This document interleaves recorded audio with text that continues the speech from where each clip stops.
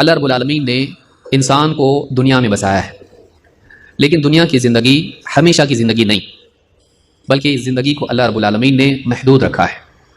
گنتی کے 4 دن ہیں، انسان کو دنیا میں رہنا ہے، اس کے بعد موت آئے گی اور موت کے بعد آخرت کی زندگی ہے۔ دنیا میں اللہ رب العالمین نے انسان کو صلاحیتیں دی ہیں، دیکھنے کی صلاحیت، سننے کی صلاحیت، سوچنے کی صلاحیت، اسی طرح سے اس کو عمل کرنے کی صلاحیت دی، بولنے کی، چلنے پھرنے کی، کام کاج کرنے کی۔ اس کے ساتھ ساتھ دنیا میں اللہ رب العالمین نے بہت ساری ضرورت کی چیزیں پہلے سے بنا کے رکھی ہیں، جس کی انسان کو ضرورت ہے۔ انسان کے لیے کھانا ہے، پینے کے لیے پانی ہے، اور اس کے لباس کا انتظام یہاں پر ہے، اس کے گھر کا انتظام یہاں پر ہے۔ پھر انسان کی زینت کے لیے چیزیں ہیں، سونا، چاندی۔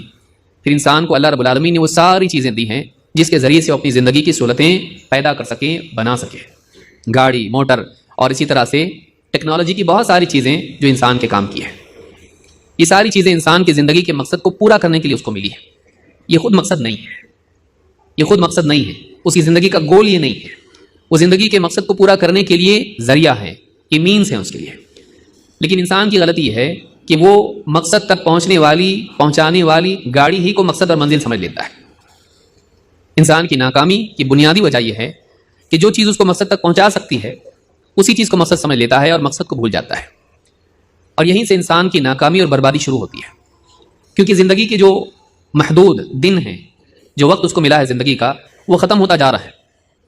ایک ایک کر کے دن زندگی کے ختم ہوتے جا رہے ہیں، سانسیں اس کی ختم ہوتی جا رہی ہیں، اور موت قریب آتی جا رہی ہے، اور اس کے پاس مرنے کے بعد کی زندگی کی تیاری کا جو وقت ملا ہے وہ ختم ہوتا جا رہا ہے اور کم کم کم ہوتا جا رہا ہے۔ اگر اس نے تیاری نہیں کی، مرنے کے بعد وہ ایسی زندگی میں ڈال دیا جائے گا جہاں کچھ کر نہیں سکتا ہے، وہاں کوشش کا موقع نہیں رہے گا، وہاں بس انسان کو جو کچھ دنیا میں کیا ہے اس کا نتیجہ بھگتنا پڑے گا۔ اگر یہاں اچھا جیا وہاں پر انعام ملے گا، کامیابی ملے گی، اور اگر یہاں پر برا جیا وہاں پر ناکامی اور وہاں پر ذلت اور مصیبت ہوگی۔